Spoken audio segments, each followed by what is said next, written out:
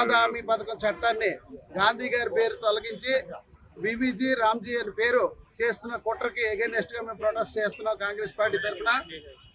ఎందుకంటే ఆ రోజు గాడ్సే గారు గాంధీ గారిని భౌతికంగా ఆయన చంపినప్పటికీ ఈరోజు బీజేపీ ప్రభుత్వం గాంధీ గారి లక్ష్యాల్ని విజయాల్ని ఆయన యొక్క ఆశయాల్ని చంపడానికి ప్రయత్నం చేస్తుంది.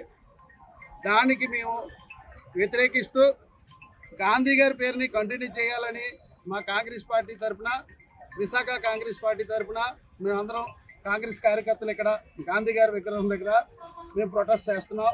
ఇది ఖచ్చితంగా మేము బీజేపీ పార్టీ కాంగ్రెస్ పార్టీకి వస్తున్న మద్దతుని, కాంగ్రెస్ పార్టీకి వస్తున్న ఆదరణని తట్టుకోలేక ఇలాంటి కుట్రమైన రాజకీయాలు చేస్తుంది.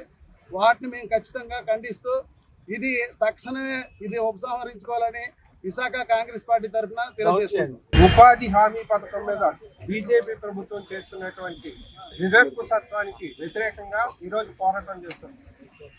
జాతీయ ఉపాధి హామీ పథకం, దాని పేరే మహాత్మా గాంధీ జాతీయ ఉపాధి హామీ పథకం. అది ప్రజల్లో ఎంత ప్రాచుర్యం పొందిందో, ప్రజాదరణ పొందిందో ప్రజలందరికీ తెలిసినటువంటి విషయం.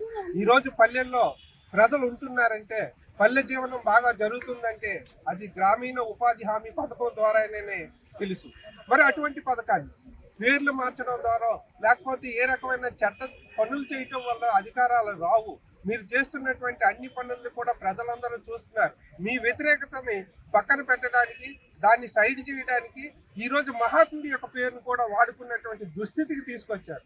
మహాత్మా గాంధీ అంటేనే ఈ దేశానికి గాంధేయవాదం. ఈ దేశానికి స్వతంత్రం వచ్చిందంటే గాంధీ మహాత్ముని వల్లే.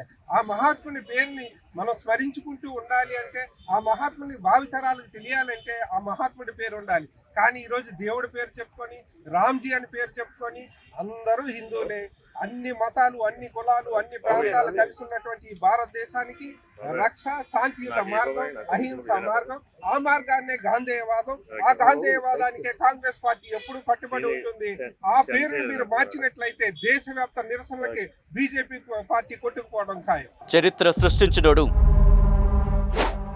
ఇప్పుడు ఆ చరిత్రని తిరగరాయబోతున్నాడు. అబద్ధాల గోడల్ని బద్దలు కొట్టి నిజాలను రాగా మీ ముందుంచబోతున్నాడు. నిజమైన వార్తల కోసం వెంటనే డౌన్లోడ్ చేసుకోండి రా యాప్ని.